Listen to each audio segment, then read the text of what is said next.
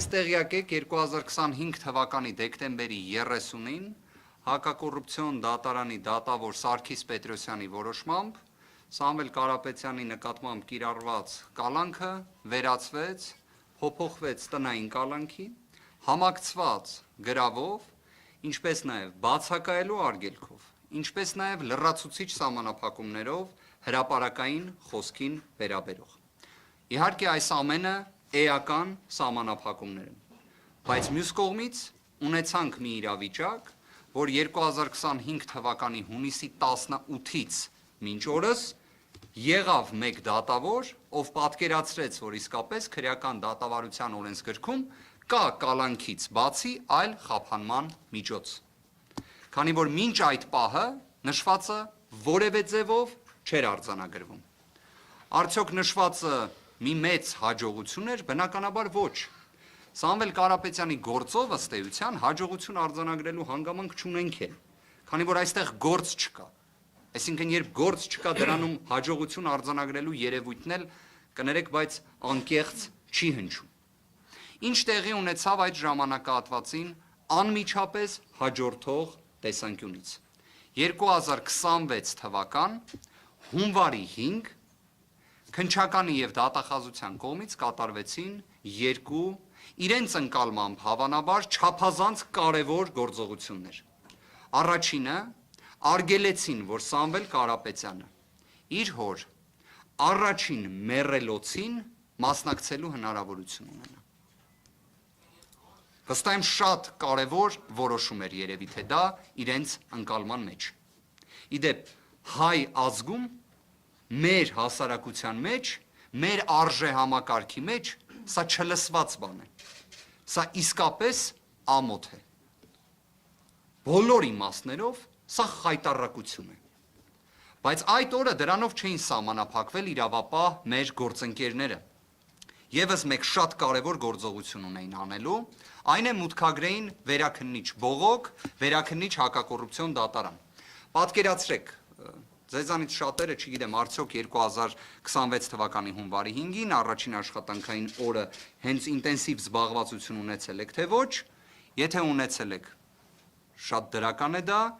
եթե ոչ, շատ նորմալ է դա։ Ինչի համար, որովհետև ի վերջո մենք բոլորս նաև ունենք սովորույթը, որ աշխատանքային օրերը փոքր-ինչ ուշ են սկսում, չէ, հունվար ամսին։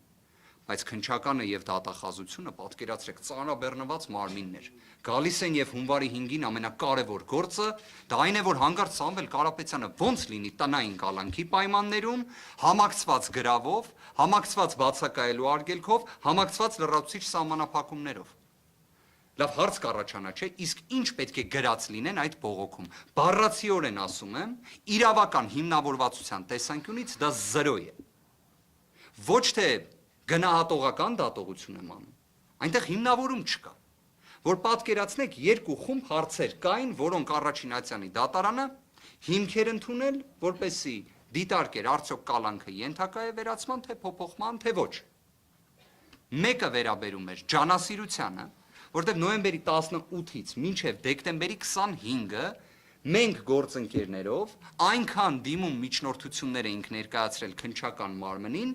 որպեսզի վերջիններս գործողություն կատարեն։ Հավատացած եղեք, որևէ այլ քրեական գործով նման պրակտիկա չէիք գտնի։ Այսինքն մենք ինչ-որ իմաստով քննիչից ավելի շահագրգռված էինք գործով գործ անելու մեջ։ Պատկերացնում եք, սա ինքնին մեղմ ասած քիչ հանդիպող երևույթ է, բայց մենք դրան դիմել էինք։ Մենք կրկին անգամ խնդրել էինք, որ նախաքննությունը ավարտեն, ունենանք հնարավորություն դռնբացության կարգով հրապարակային դատաքննության։ Ոչ դա են արել, ոչ էլ որևէ մի գործողություն արել են։ Պատկերացրեք Սամվել Կարապետյանի մասնակցությամբ գեթ մեկ գործողություն չի եղել։ Եվ այս հանգամանքն եմ ուզում բացահայտել։ Դատական նիստի ընթացքում, երբ դրա վերաբերյալ մեր հիմնավորումները ներկայացրեցինք, տվյալները բացահայտեցինք, այսինքն մեր միջնորդությունները ստացված պատասխանները։ Քանի որ այո, քննիչը դրանք բոլորը, մեր միջնորդությունները, մերժում էր անհիմն լինելու պատճառաբանությամբ։ Այսինքն մենք ասում ենք դուք գործ արեք, իրենք ասում են անհիմն միջնորդություններ ես տալի։ Սա է իրականությունը։ Դատարանը հարց տվեց քննիչին, արդյոք Սամվել Կարապետյանի մասնակցությամբ որևէ գործողություն արել եք, թե ոչ։ Խրոխտ ձայնով հնչեց պատասխան, որ ոչ մի գործողություն չեն կարել։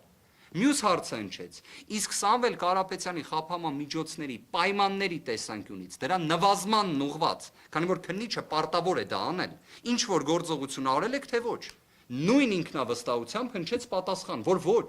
ոչ մի գործողություն էլ չեն արել։ Եվ այդ պայմաններում դատախազը վերաքննիչ բողոք է ներկայացնում։ Մյուս խնդիրը վերաբերել է առողջական բնույթի հարցերի, դրան որոշակի անդրադարձ կկատարենք։ Ըստ էության Սամվել Կարապետյանը այս ողջ ժամանակահատվածում, հիմա էլ ի դեպ, դեռևս իր արձագանքը դժվար է կանխատեսել, բայց ամեն դեպքում ինքը մշտապես դեմ է եղել այս հանգամանքներից որևէ մեկին անդրադարձ կատարելու։ Ի դեպ իր կողմից որևէ բողոք նշվածի վերաբերել չի եղել, հենց իր կողմից, բայց բոլոր դեպքերում։ Մեկ հանգամանքն ենք ուզում բացահայտել, գործընկերներն էլ կմանրամասնեն։ Սամվել Կարապետյանը տնային կալանքի պայմաններում այցելեց բժշկական հաստատություն, ունեցավ համալիր բժշկական ստուգում, որը չէր ունեցել շուրջ 7 ամիս, եւ պարզվեց, որ իր մոտ հետ, այսպես ասած, անցումային փուլում գտնվող թոքաբորբ է երկկողմանի, որը ախտորոշվել է փաստացի արդեն այսօր, այնպիսի պայմաններում, որ դա ունեցել է 2 ամսվա վաղեմություն։ Այսինքն գտնվելով քրեակատարողական հիմնարկում, երկկողմանի թոքաբորբով անձ է լինում Սամվել Կարապետյանը, եւ դա չի ախտորոշվում, դա չի արձանագրվում։ Դուք պատկերացնում եք պայմանները։ Մեկ բողոք Սամվել Կարապետյանի կողմից սրա վերաբերյալ չի եղել։ Այլ հարց, թե արդյոք մենք որպես իր պաշտպաններ դա տեսել ենք, թե ոչ։ Մեր կողմից գրություններ գրվել են։ Եվ պաշտոնատար անձինք, որոնք պարտավոր են այդ ստուգումը բժշկական նվազագույն ապահովելու, մեզ գրություններով հայտնել են, որ ոչ մի խնդիր չի եղել, որ զննել են, ոչ մի առողջական խնդիր չեն հայտնաբերել։ Միակ ճշմարտությունը այդ փաստաթղթերում մնացածը ամբողջությամբ հանցանքին հասնող անփութություն է։ Այն է, որ Սամվել Կարապետյանի կողմից գանգատներ չեն ներկայացվել։ Այդ փաստաթղթում միակ ճշմարտությունը դա է։ Բայց ո՞նց կարող են այդ մարդիկ բժիշկ կոչվել կամ պաշտոնատար անձ։ Հիմա դատախազը, որ պատկերացնեք հունվարի 5-ին, առաջին աշխատանքային օրով, ոչ թե միջոց է ձեռնարկում պարզելու համար, քննիչը ջանասիրություն դրսևորում է, թե ոչ, Սամվել Կարապետյանի առողջական վիճակը ինչպես է եւ այլն, այլ մեկ գործողություն ունի անելու, դա բողոք ներկայացնելն է։ Իդեպ արձեռն էլ մուտք են արել, որ պատկերացնեք հարգելի գործընկերներ։ Հիմքն էլ նրանում է, կարճ ասած։ Ինչի համար կալանք չլինի։ Դա է։ Այսինքն շարադրված է քրեական դատավարության օրենսգրքի շաբլոնային ձևակերպումները, որոնք վերաբերում են կալանքին։